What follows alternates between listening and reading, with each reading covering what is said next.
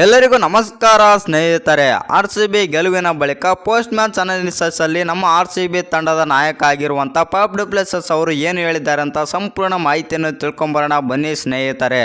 ಅದಕ್ಕಿಂತ ಮುಂಚೆ ನೀವೇನಾದರೂ RCB ಮತ್ತು ವಿರಾಟ್ ಕೊಹ್ಲಿ ಅಭಿಮಾನಿಯಾಗಿದ್ದಲ್ಲಿ ಈ ವಿಡಿಯೋಗೆ ತಪ್ಪದೆ ಒಂದು ಲೈಕ್ ಕೊಟ್ಟು ನಮ್ಮ ಚಾನಲನ್ನು ಸಬ್ಸ್ಕ್ರೈಬ್ ಮಾಡ್ಕೊಳ್ಳಿ. ಹಾಗೆ ನಮ್ಮ RCB ತಂಡ ಪ್ಲೇ ಆಫ್ಗೆ ಹೋಗುತ್ತಾ ಇಲ್ವಂತ ಕಮೆಂಟ್ ಮಾಡೋದನ್ನು ಮರಿಬೇಡಿ. ಇನ್ನು ಗುರುವಾರ ಧರ್ಮಶಾಲಾದ ಹಿಮಾಚಲ ಪ್ರದೇಶ ಕ್ರಿಕೆಟ್ ಅಸೋಸಿಯೇಷನ್ ಸ್ಟೇಡಿಯಂನಲ್ಲಿ ನಡೆದ ಪಂಜಾಬ್ ಕಿಂಗ್ಸ್ ವಿರುದ್ಧದ ಮಾಡು ಇಲ್ಲವೇ ಮಡಿ ಪಂದ್ಯದಲ್ಲಿ ನಮ್ಮ RCB ತಂಡ 60 ರನ್ಗಳ ಅಮೋಘ ಜಯ ಕಂಡಿತು. ಇನ್ನು ವಿರಾಟ್ ಕೊಹ್ಲಿ ಅವರ 92 ರನ್ ಹಾಗೂ ಬೌಲರ್ಗಳ ಉತ್ತಮ ಪ್ರದರ್ಶನದಿಂದ RCB ತಂಡ ಸತತ 4ನೇ ಗೆಲುವು ಸಾಧಿಸಿತು. ಇನ್ನು ಈ ಜಯದ ಮೂಲಕ RCB ತಂಡ ಇನ್ನೂ ತನ್ನ ಪ್ಲೇ ಆಫ್ ಆಸೆಯನ್ನು ಜೀವಂತವಾಗಿರಿಸಿದೆ. ಇನ್ನು ಪಂಜಾಬ್ ವಿರುದ್ಧದ ಪಂದ್ಯ ಮುಗಿದ ಬಳಿಕ ಮಾತನಾಡಿದ RCB ನಾಯಕ ಪಾಪ್ ಡು ಪ್ಲೆಸಿಸ್ ಅವರು ಕೆಲ ವಿಚಾರಗಳನ್ನು ಹಂಚಿಕೊಂಡಿದ್ದಾರೆ.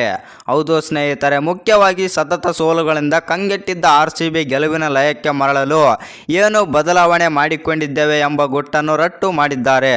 ಇನ್ನು ಪೋಸ್ಟ್ ಮ್ಯಾಚ್ ಪ್ರೆಸೆಂಟೇಷನ್ನಲ್ಲಿ ಮಾತನಾಡಿದ ಡು ಪ್ಲೆಸಿಸ್ ಅವರು, ಇದೊಂದು ನಿಜವಾಗಿಯೂ ಉತ್ತಮ ಪಂದ್ಯವಾಗಿತ್ತು ಮತ್ತು ಟಾಸ್ ಸೋತರೂ ನಾವು 240 ರನ್ ಗಳಿಸಿದ್ದೆವು. ಇನ್ನು ಇಂದು ನಾವು ಉತ್ತಮ ಪ್ರದರ್ಶನ ನೀಡಿದ್ದೇವೆ ಮತ್ತು ಆರಂಭದಲ್ಲಿ ನಾವು ಮತ್ತೆ ಒಂದೇ ತಪ್ಪುಗಳನ್ನು ಮಾಡುತ್ತಿದ್ದೆವು.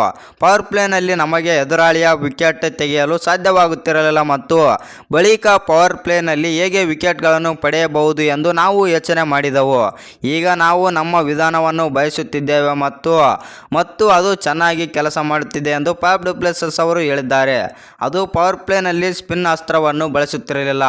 ಆದರೆ ಈಗ ಕಳೆದ 4 ಪಂದ್ಯಗಳಿಂದ ಸ್ವಪ್ನಲ್ ಸಿಂಗ್ ಅವರನ್ನು ಪವರ್ ಪ್ಲೇನಲ್ಲಿ ಬೌಲಿಂಗ್ ಮಾಡುತ್ತಿರುವ ಕಾರಣದಿಂದಾಗಿ ನಮಗೆ ವಿಕೆಟ್ ತಂದು ಕೊಡುತ್ತಿದ್ದಾರೆ ಎಂದು ಪಾಪ್ ಡು ಪ್ಲೆಸಿಸ್ ಅವರು ಹೇಳಿದ್ದಾರೆ. ನಿಮ್ಮ ಪ್ರಕಾರ ಈ ವಿಡಿಯೋದ ಬಗ್ಗೆ ಏನನ್ಸುತ್ತಂತ ಕಮೆಂಟ್ ಮಾಡೋದನ್ನು ಮರಿಬೇಡಿ.